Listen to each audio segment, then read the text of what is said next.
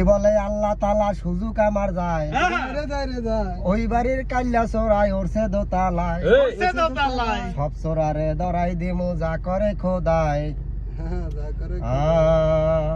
যখন আমার উড়ানের উপরে মাথা গুজিয়া আসিল, তখন পাতার উপরে কচর মচর করিয়া উঠিল।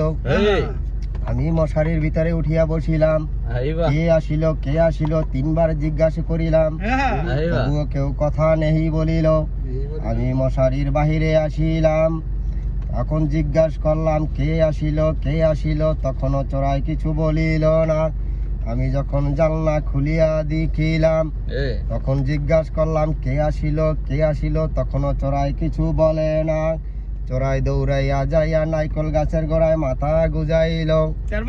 আমি আস্তে আস্তে করিয়া দরজা খুলিলাম, তখনও চোরার কোনো খবরও পাইলাম না।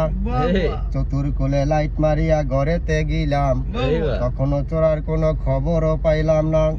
আস্তে আস্তে মশারির ভিতরে ঢুকিয়া গেলাম, কোনো চোরার কোনো খবরে পাইলাম না। আমি তো ভাবতে ভাবতে ঘুম পড়িলাম, তখনও চোরার কোনো খবরে পাইলাম না। ওদিকে চোরাই ফের আবার আসিল, আমার ঘরেতে শিং মারি দিল। আস্তে আস্তে চোরাই আমার ঘরে ঢুকিল। আমি উঠিয়া মশারির ভিতর বসিয়া পড়িলাম, দেখিতেছি চোরাই আমার কি করিতেছে। তখনও চোরাই আমি চোরাকে কিছু বলিতে লাগিলাম না। যখন চোরাই আমার সিঁড়ির গোড়ায় গেল, তখনও চোরাকে আমি কিছু বলিতে লাগিলাম না। দেখি চোরাই কি করে। যখন চোরাই সিঁড়ি বাইয়া উপরে উঠিল, তখনও চোরাকে আমি কিছু বলিতে লাগিলাম না। যখন চোরাই উপরে যাইয়া ঘুরিতে লাগিল, তখনও চোরাকে আমি কিছু বলিতে পারিলাম না। যখন চোরাই আমার মেয়ের মশারাঙ্গি দিল,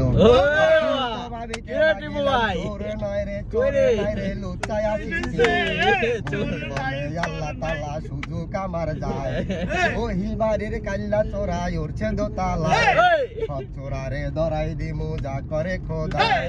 এই ভেবে আস্তে আস্তে আমি নিচে আসিলাম, আস্তে আস্তে ফোন করিয়া মসজিদে লাগাইলাম। মসজিদের ইমাম সাহেবরে ফোন করিলাম, ইমাম সাহেবে মাইকিং করলো ডাকাত আসিছে, আমার বাড়ি ঘেরাও দিয়া দুচ্ছা ধরেছে। বান্দা রাইখা পিটানো শুরু করিল। বুড়ি বলে আল্লাহ তাআলা সুযোগ আমার যায়, ওই বাড়ির কাল্লা চোরাই উঠছে দোতালায়, সব চোরারে ধরাই দিমু যা করে খোদায়।